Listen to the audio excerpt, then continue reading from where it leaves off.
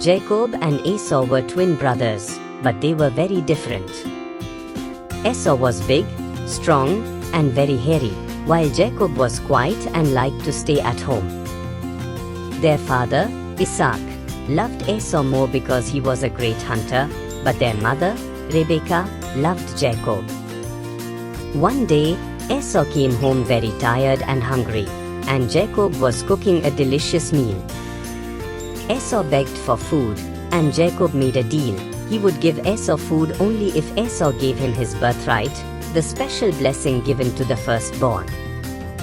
Esau, thinking only about his hunger, agreed and gave it away for a bowl of stew. Later, when their father Isaac was old and nearly blind, he wanted to give Esau his final blessing. But Jacob and his mother had a plan.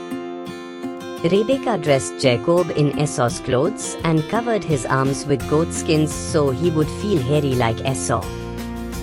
When Jacob went to Isaac, his father touched him and believed he was Esau. So, Isaac gave Jacob the special blessing instead. When Esau found out, he was furious and wanted to harm Jacob.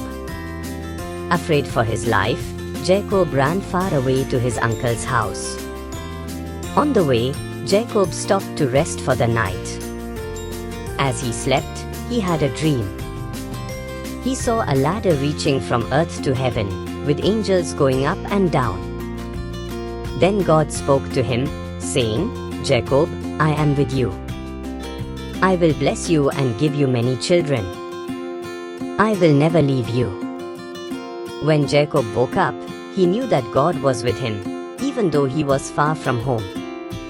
Jacob reached his uncle's house and worked for many years. He wanted to marry Rachel, but his uncle tricked him into marrying her sister Leah first. Still, God blessed Jacob with a big family, and he became very rich. After a long time, God told Jacob to return home. But Jacob was afraid. What if Esau was still angry? The night before meeting Esau, something strange happened.